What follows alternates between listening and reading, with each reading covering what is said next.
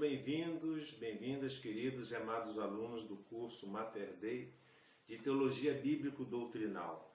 Nós vamos continuar hoje com esta sétima aula, este sétimo vídeo-aula sobre as Sagradas Escrituras, o Novo Testamento. E hoje, na sétima aula, nós vamos falar sobre as Epístolas Católicas. Como sempre, vamos começar a nossa aula pedindo a Deus que nos ajude, nos ilumine e nos proteja. Em nome do Pai, do Filho e do Espírito Santo. Amém. Senhor Deus, fazei que nós, vossos filhos, que buscamos conhecer mais os vossos ensinamentos, cresçamos na nossa fé e no vosso conhecimento, para que possamos adorar-vos e amar-vos como vós mereceis. Por nosso Senhor Jesus Cristo, vosso Filho, na unidade do Espírito Santo. Amém. Em nome do Pai, do Filho e do Espírito Santo. Amém. Bem, retomando então, nós vamos agora para a terceira carta de João, das Epístolas Católicas, né?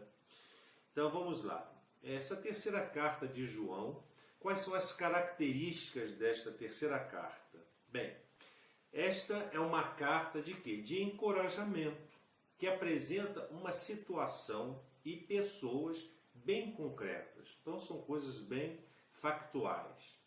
O ancião a que se refere esta carta é certamente responsável por um grupo de comunidades e está encontrando a oposição de Diótrefes, que é o bispo de uma igreja local, a quem acusa de ser dominador e de ter uma língua ferina. O ancião, segundo a terceira carta de João, enviou alguns missionários que se hospedaram em casa de Gaio, mas Diótrefes não permitiu que eles tivessem acesso à comunidade local. É interessante isso. Agora torna a enviá-los e pede ajuda de Gaio. Demétrio, que é o portador desta carta, talvez seja um desses missionários. Note-se que a crítica ao bispo Diótrefes não é a respeito de uma doutrina errada, mas de um espírito autoritário que toma as decisões sem consultar a comunidade, né? Vocês vejam que esse tipo de comportamento já existia naquela época entre os próprios primeiros cristãos. É uma coisa muito séria isso daí, né? Então vamos lá. O livro, né? Esse livro possui um capítulo somente e 15 versículos. Vejam bem, é um livro pequeno, quase que é uma carta verdadeiramente.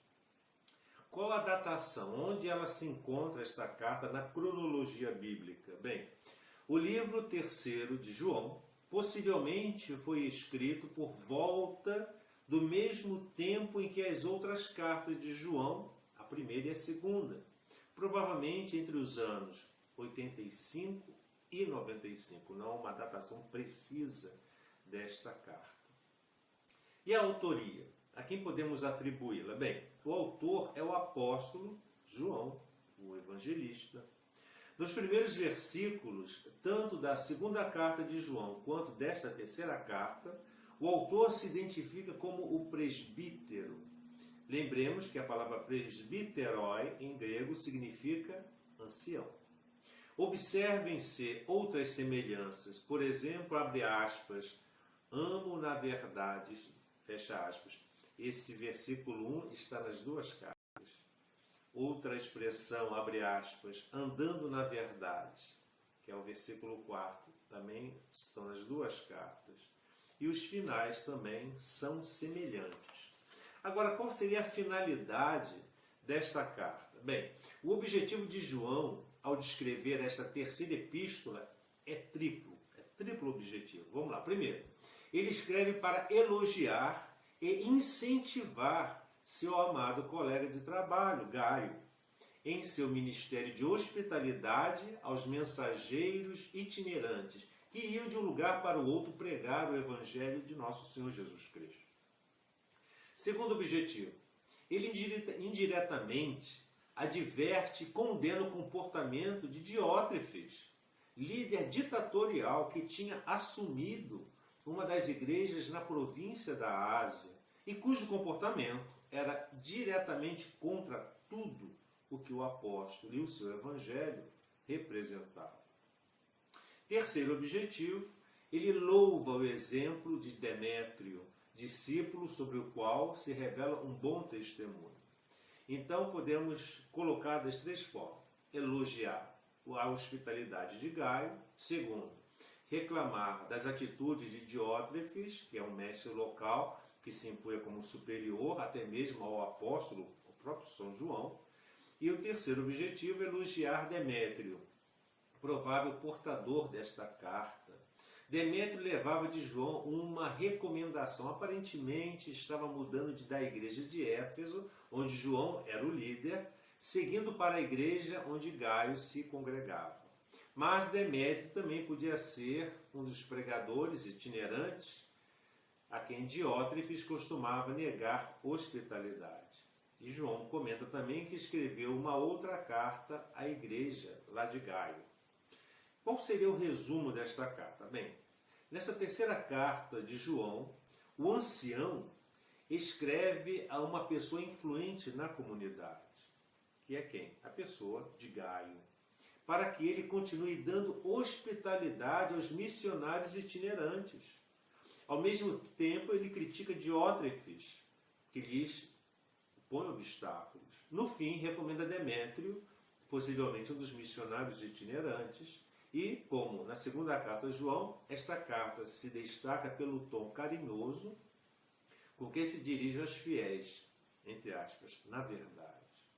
E qual seria o conteúdo desta carta propriamente? Bem, João escreveu esta carta a seu generoso e afetuoso amigo Gaio, o típico trabalhador cristão autêntico, que dedicou seus bens e talentos ao Senhor Jesus. Sua casa estava sempre aberta para receber os irmãos na fé. Ele era muito hospitaleiro. Não há como determinar com exatidão quem seja Gaio. Há muitas pessoas com este nome mencionados no Novo Testamento. Paulo menciona um Gaio na carta aos Romanos, capítulo 16, versículo 23. Pode ser o mesmo citado na carta de João, mas isso não pode ser confirmado. O nome Gaio também é citado no livro dos Atos dos Apóstolos, capítulo 19, versículo 29, no capítulo 20, versículo 4, e na primeira carta aos Coríntios, capítulo 1, versículo 14. E quais são as características desse famoso Gaio tão misterioso para nós? Bem, primeira coisa, ele é digno de carinho. É um cristão praticante que anda na verdade. Terceiro, ele é hospitaleiro. O lugar da residência ou do destinatário também é desconhecido, mas é provável que fosse da região em torno de Éfeso, na periferia de Éfeso ou nas redondezas, onde João residia na época em que escreveu esta epístola. E qual seria a mensagem teológica desta terceira carta de João? A terceira carta de João é caracterizada pela saudação, cumprimentos introdutórios e saudação final, como sendo sem dúvida uma carta, que tem as características de uma epístola, mas especificamente uma carta de recomendação apresentando quem? Demétrio, ao destinatário da epístola. Quem é? Gaio. Então, é uma carta destinada a Gaio, apresentando quem? Demétrio. E ele fala aqui, o conteúdo desta carta fala sobre a questão, a importância da hospitalidade. Se por um lado os heréticos itinerantes estavam perturbando a fé dos cristãos, por outro lado, os genuínos mestres da verdade estavam fazendo visitas às igrejas para fortalecer a fé dos crentes. Na carta anterior, João proibiu a hospitalidade para os falsos mestres. Nesta carta, porém, ele estimula os fiéis a hospedar os pregadores de verdade. Mas existe um grave problema na igreja onde Gaio se congrega. Qual era o grande problema? Diótrefes, uma pessoa dominante que se opõe à autoridade do apóstolo, ou seja, do próprio João, ele era contra a pessoa de João. Esse Diótrefes, além de não receber os missionários, proibiu os membros da igreja de recebê-los em suas casas, ameaçando afastar da comunidade quem fosse contrário à sua ordem. João, na carta, estimula Gaio a continuar sendo um anfitrião dos irmãos missionários, bem como para repreender Diótrefes por sua conduta nada amorosa.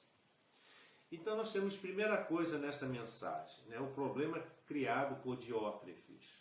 O apóstolo apresenta o problema criado por esse Diótrefes. No caráter e na conduta ele era inteiramente diferente de Gaio. Gaio é descrito como alguém que anda na verdade, ama os irmãos, hospeda os estrangeiros.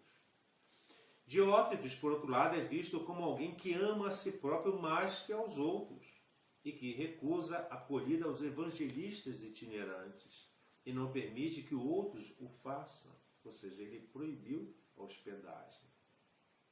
João gostaria de visitá-los e então irá desmascarar Diótrefes, que se nega a recebê-lo.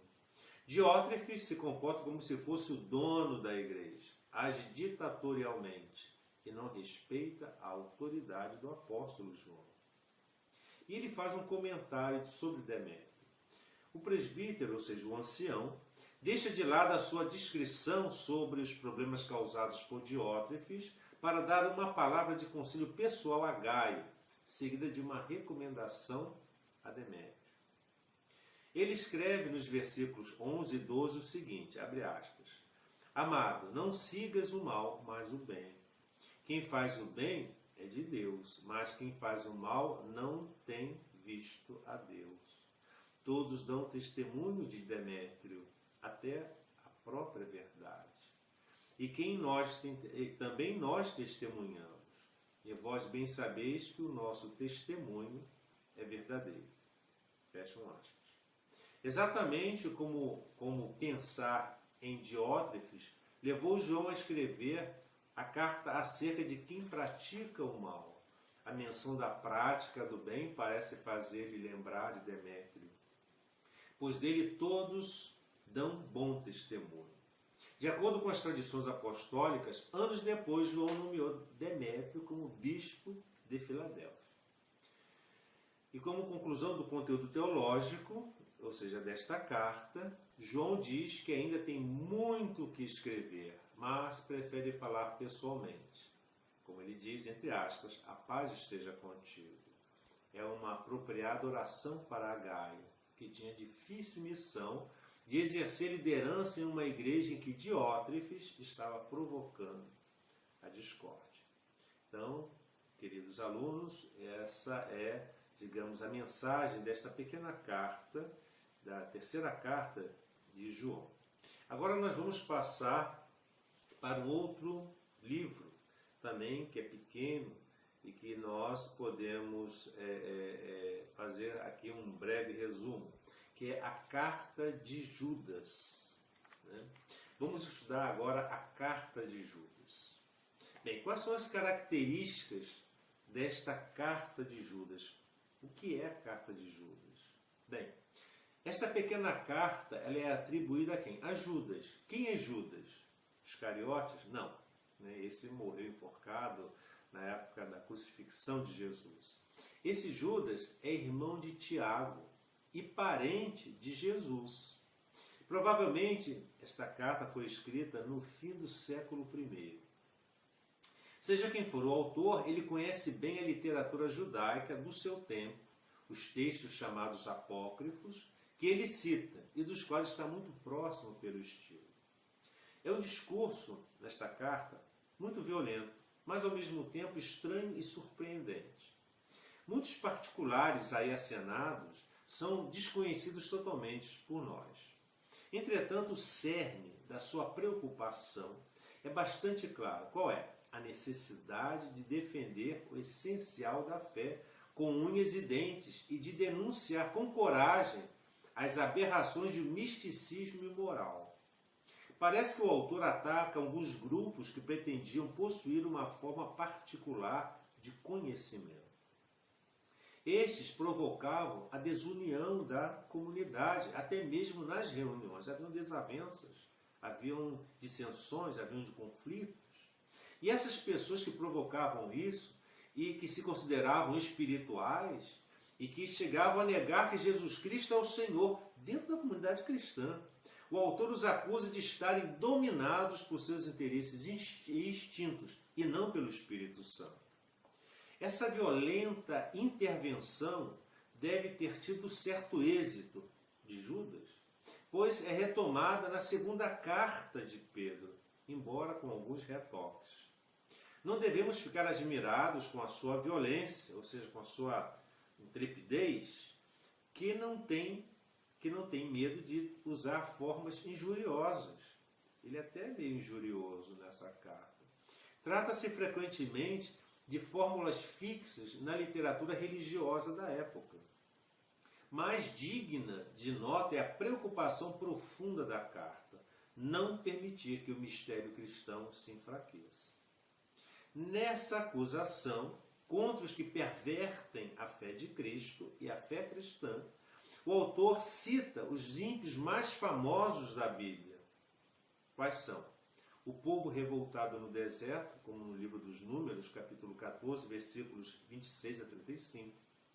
Os misteriosos seres celestes, do livro de Gênesis, capítulo 6, versículos de 1 a 3. As cidades de Sodoma e Gomorra, no livro do Gênesis, versículo 19, versículos 1 a 29. De Caim, em Gênesis capítulo 4, versículos de 1 a 24. De Coré, no livro dos Números, capítulo 16, versículo 1, versículos 1 a 35. E sempre lembrando que este livro possui apenas um capítulo e 25 versículos. Nós ainda há pouco falamos sobre a datação desse livro. Bem, a carta não fala dos destinatários. É uma carta que não menciona a quem está se dirigindo. Seriam talvez cristãos fora da Palestina que corriam o perigo de se deixarem seduzir por vícios próprios do paganismo. Entre os destinatários havia judeus cristãos da diáspora, ou seja, da dispersão. Senão, não fariam sentido tantas alusões ao Antigo Testamento e à leitura apócrifa judaica. O primeiro livro de Enoque, por exemplo, citado no capítulo 14, versículo 15, é a Assunção de Moisés, no versículo 9 desta carta. O autor pretende alertar os cristãos para certos elementos que punham em perigo a pureza da fé e dos bons costumes. Quanto ao lugar onde foi escrito e à sua data, no que se pode ir além das conjecturas. Como a segunda carta de Pedro parece depender desta carta, que não se refere à parousia. Teria sido escrita antes da segunda carta de Pedro, ou seja, nos fins da vida de Pedro, ou então já depois da sua morte, por volta do ano 80, se não se admite, claro, a autenticidade da segunda carta de Pedro. Mas, insistimos, e a autoria? Bem, a sua brevidade, essa carta diminuta, pequena, e menos interesse doutrinal contida nessa carta, justificam que seja menos citada na Antiguidade e as dúvidas acerca da sua canonicidade, mas já aparece citada em Tertuliano e no cânon de Moratório. O autor apresenta-se como irmão de Tiago. Sendo assim, deverá ser o irmão do Senhor, como em Mateus capítulo 13, versículo 55. Hoje parece ter mais peso a opinião de que é distinto do apóstolo Judas Tadeu. Talvez não seja ele. Os irmãos de Jesus, do Senhor, não seriam do grupo dos 12, pois se distanciaram de Jesus, não crendo nele durante a sua vida terrena. Mas então qual seria a finalidade deste livro, desta carta de Judas? Bem, o propósito principal desta epístola é a advertência contra os mestres imorais e as heresias da época, que colocavam em risco a fé dos cristãos. Há quem diga que Judas estaria escrevendo contra os mestres ateus, que afirmavam que aos cristãos seria permitido fazer tudo o quanto desejassem, sem temer o castigo divino. Assim, sua carta enfoca o que? A apostasia, que seria a troca de ensinamentos cristãos pelas falsas doutrinas. Isso acontece até hoje, se nós observarmos. E o resumo desta carta? Bem, a carta de Judas deve ser situada perto da de Tiago, como mostra a titulação do autor, irmão de Tiago, né? Tiago menor. Na lista dos apóstolos, segundo Lucas, Judas de Tiago aparece no lugar onde os outros evangelistas trazem o nome de Tadeu, Marcos capítulo 3, versículo 18. Daí chamado Judas Tadeu. Ele é mencionado também por João, capítulo 14, versículo 11. A carta de Judas destina-se a quem? Aos chamados que são amados e guardados em Deus e Jesus Cristo, em geral. E contém uma veemente crítica aos ímpios que se introduziram sorrateiramente na comunidade, desmoralizando, ou seja, infiltrados. Isso hoje nas nossas comunidades cristãs, no seio da igreja, isso é muito presente. Usa de força retórica para desmoralizá-los por sua vez.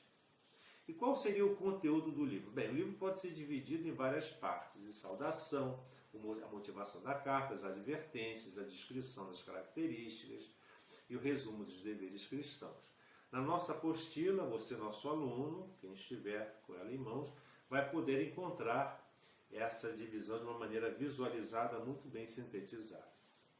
E para finalizar esta nossa aula de hoje e esta carta de Judas, de São Judas, vamos concluir com a mensagem teológica desta carta. Bem, esta curta epístola encontrava-se já no século II, segundo o testemunho do cânon muratoriano, ou seja, na sua linha 68, incluída já no cânon escriturístico da Igreja de Roma. Não faltou já então, a mais ainda depois, que pusesse em dúvida ou negasse principalmente a sua canonicidade, como atesta o próprio São Jerônimo, por causa da citação do livro apócrifo de Enoque. Apenas um parêntese. Numa oportunidade, nós poderemos estudar sobre os livros apócrifos. O que são livros apócrifos? São livros que datam da época dos apóstolos, alguns da época mesmo, uns pouco posteriores, mas que se referiam também à ação e à evangelização dos apóstolos. Muitas dessas obras apócrifas são atribuídas aos apóstolos ou pessoas ligadas aos apóstolos. Só que esses livros eles não possuem a canonicidade, ou seja, elementos que possam dar autenticidade e a devida inspiração divina a esses livros. Então esses livros são usados para, digamos assim, servirem de referência e de suporte histórico e às vezes até doutrinal dos livros canônicos do Novo Testamento. Né? O fato de, nessa carta canônica, fazer menção ao livro de Enoque, como nós vimos, que é um livro apócrifo, isso não desmerece a sua, digamos, canonicidade. É isso que nós estamos falando aqui. Mas prevaleceu, porém, o uso antigo e a autoridade da Igreja para dar canonicidade a este livro, segundo o testemunho do próprio São Jerônimo, que era um perito nas Sagradas Escrituras. E bem cedo as oposições cessaram no Ocidente e mais tarde também no Oriente, porque haviam teólogos que contestavam a canonicidade desta carta de Judas. O autor Judas, nome muito comum, distingue-se dos homônimos, ou seja, dos charais contemporâneos, qualificando-se de irmão de Tiago, ou seja, ele poderia ser confundido com outro Judas, mas ele, para se distinguir, ele coloca essa expressão, irmão de Tiago, que é o Judas Tadeu. Quem haveria de ser esse Tiago, senão o autor da primeira epístola católica e bispo de Jerusalém, de quem se falou, né, naquela obra de 1318? Por conseguinte, também o Judas da presente epístola era irmão do Senhor, mencionados em outras passagens, como em Mateus, capítulo 13, versículo 55, Marcos 6, 3, no sentido aplicado a Mateus 12, 46 e 49. Assim como o respeito de Tiago, ou seja, como a respeito de Tiago, existe também o respeito de Judas, por motivos diferentes. Porém, a questão de saber se ele era também apóstolo, ou seja, um dos 12, identificado com Judas, filho de Tiago, conforme consta no Evangelho de Lucas, capítulo 6, versículo 16, e no livro dos Atos dos Apóstolos, capítulo 1, versículo 13. Sobre esse ponto também, os modernos exegetas católicos não se acham de acordo, ou seja, os exegetas católicos não há uma concordância se seja ele o Judas mesmo apóstolo. Admitida como mais provável a dependência da segunda carta de Pedro em relação a essa carta de Judas, esta epístola deve ter sido escrita alguns anos antes daquela. Pode-se situar a sua composição mais ou menos no ano 65 aproximadamente. Os destinatários desta epístola são saudados em termos tão gerais que se podem aplicar a todos os cristãos. Mas, arguindo o uso de que o autor faz do Antigo Testamento e as tradições judaicas, pode-se deduzir que ele se dirige a fiéis vindos do judaísmo, a comunidades judaico-cristãos, provavelmente de onde? Da Ásia Menor. A segunda carta de Pedro, vejam bem, é dirigida a um público inteiramente diverso. Nós já vimos isso. Podemos reconstituir os fatos assim. Os erros combatidos por Judas surgiram e propagaram-se primeiramente aonde? No sudoeste da Ásia Menor.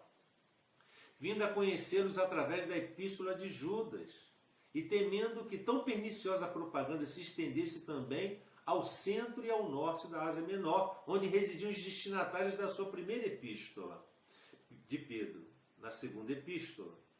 Adverte-os contra uma provável difusão próxima de tais erros no país deles. Harmoniza-se essa carta e confirma-se deste modo tudo o que dizíamos acerca da relação genética entre as duas epístolas. Não se pode saber com certeza de onde foi enviada a epístola de Judas. Provavelmente ela veio da Palestina e talvez até mesmo da cidade de Jerusalém. E com isso nós terminamos aqui a nossa sétima aula deste nono módulo. E agora nós vamos, já na aula seguinte, nós vamos para o último livro, portanto, do Novo Testamento. Terminando assim todo esse nosso acervo de estudos das Sagradas Escrituras, e principalmente do Novo Testamento, que nós terminaremos na próxima aula. Que o Senhor nos abençoe, guarde-nos de todo mal, nos conduza à vida eterna.